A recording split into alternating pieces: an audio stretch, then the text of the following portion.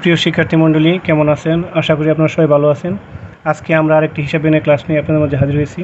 আজকে আমরা শিখব প্রারম্ভিক জের এবং সমাপনী জের। প্রারম্ভিক জের বলতে ওপেনিং ব্যালেন্স, এটা মূলত মাস বা বছরের শুরুতে হয়।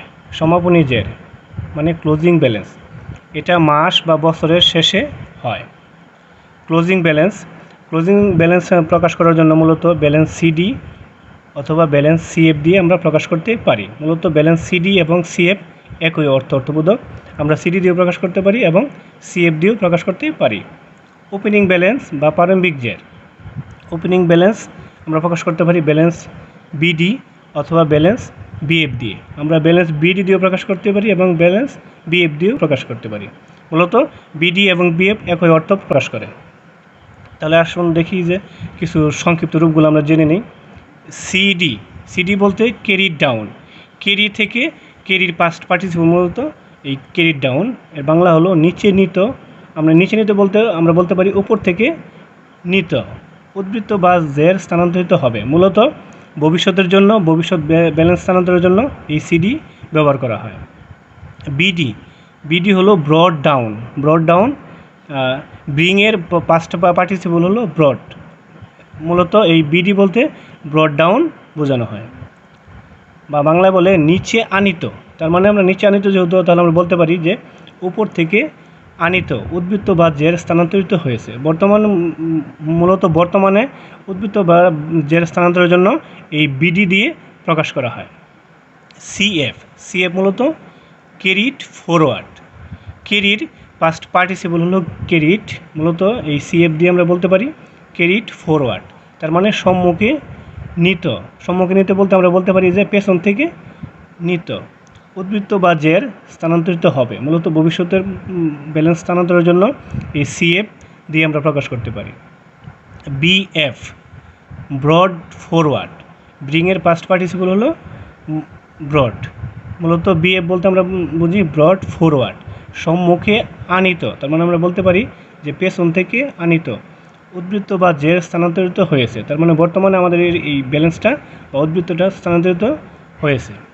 এখানে খেয়াল করুন বিশেষ দ্রষ্টব্য, সিডি, বিডি, সিএফ এবং বিএফ এই সংকেতগুলো শুধুমাত্র খতিয়ানের টি ছকের জন্য ব্যবহার করা হয়, চলমান জের ছকের জন্য ব্যবহার করা হয় না। মূলত এই সংকেতগুলো শুধুমাত্র টি ছকের জন্য আমরা ব্যবহার করতে পারি, কিন্তু চলমান জের ছকে আমরা ব্যবহার করি না। এখানে দেখেন একটা আমরা নগদান হিসাবের মাধ্যমে এই ব্যালেন্স সিডিবিডিটা আমরা আপনাদের অতি সহজে বুঝিয়ে দিব।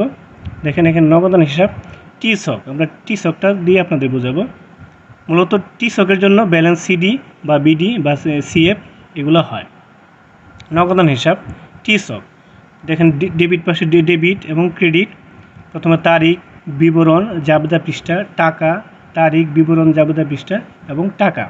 এখানে দেখেন জানুয়ারি 1 তারিখে একটা লেনদেন ছিল বিক্রয় হিসাবের পরিবর্তে নগদান হিসাবে 8,000 টাকা, এবং জানুয়ারি 15 তারিখে বেতন হিসাবের পরিবর্তে 5,000 টাকা, এবং জানুয়ারি 18 তারিখে ব্যাংক হিসাব এর পরিবর্তে নগদ ছিল 22,000 টাকা। এখন আমরা নগদানের টি ছক করতে গেলে বা টি ছক যদি করতে যাই, আমার প্রথমে খেয়াল করতে হবে যে কোন পাশে ব্যালেন্সটা বড়, সেই ব্যালেন্সটা আমার খেয়াল করতে হবে। তাহলে দেখেন শিক্ষার্থী মণ্ডলী যে আমার ডেবিট পাশে আছে 8,000 টাকা নগদ, এবং আর ডেবিট পাশে আছে 22,000 টাকা মূলত, এবং ক্রেডিট পাশে আছে শুধুমাত্র 5,000 টাকা। তার মানে আমরা বলতে পারি আমার ডেবিট পাশটাই বড়, সুতরাং আমরা ডেবিট পাশটা প্রথমে যোগ করে নেব। দেখেন 8,000 টাকা যোগ এবং 22,000 টাকা মূলত 30,000 টাকা। এখানে দেখেন 30,000 টাকা ডেবিট পাশে আমার হয়েছে। এখন আমার নিচে দুইটা দাগ দিয়ে মূলত হিসাব বন্ধ করতে হবে, এবং ক্রেডিট পাশে ঠিক 30,000 টাকা দিয়ে মূলত দুইটা দাগ দিয়ে হিসাব বন্ধ করতে হবে। সুতরাং আমার 30,000 টাকা, আমার ক্রেডিট পাশে আছে শুধু 5,000 টাকা। তাহলে আমার পার্থক্য হলো 30 এবং 5-এর পার্থক্য হলো 25,000 টাকা। তাহলে আমার খেয়াল করতে হবে, দেখেন জানুয়ারি 31 তারিখ, মূলত আমরা বলতে পারি যে জানুয়ারি মাসটা ব্যালেন্স সিডিটা মূলত মাসের শেষের দিকে হয়। আমরা জানুয়ারি মাস আমরা জানি সবসময় 31 দিনে যায়, সুতরাং এই জানুয়ারি 31 আমরা এখানে লিখব, এবং ব্যালেন্স সিডি বলতে ক্রেডিট ডাউন, তার মানে নিচে নিত। তার মানে এই 25,000 টাকা ব্যালেন্সটা আমার নিচে চলে আসবে বা নিচে নিয়ে আসতে হবে।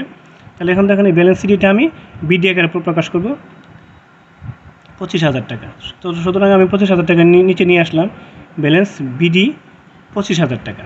আমি 30,000 টাকা নিচে ব্যালেন্স বিডি আকারে নিয়ে আসলাম 25,000 টাকা। দেখেন একটা জিনিস খেয়াল করবেন, ব্যালেন্স সিটি যখন আমরা বিডি করে নিয়ে আসবো তখন পরবর্তী মাসের 1 তারিখ হবে। তার মানে এখানে আমার জানুয়ারি 31 যদি হয় তাহলে আমার পরবর্তী মাস হলো ফেব্রুয়ারি 1। এই ফেব্রুয়ারি 1 তারিখে আমি ব্যালেন্স বিডি আকারে নিয়ে আসবো 25,000 টাকা। মূলত আমরা এই বিডি দিয়ে প্রকাশ করতে এই ফেব্রুয়ারি 1 তারিখে ব্যালেন্স বিডি দিয়ে আমরা প্রকাশ করতে পারি যে আমার হাতে নগদ বা হাতের মোট ক্যাশ আমার 25,000 টাকা মাসের শুরুতে আছে। আজকে এই পর্যন্ত শিক্ষার্থী মণ্ডলী, আগামীতে আমরা অন্য কোনো ক্লাস নিয়ে হাজির হব। আশা করি আপনারা অতি সহজেই এই ক্লাসটি বুঝতে পেরেছেন। আর যদি বুঝতে কোনো সমস্যা হয় কমেন্টস করেন। আজকে এই পর্যন্তই। সকলেই ভালো থাকবেন, সুস্থ থাকবেন। আল্লাহ হাফেজ।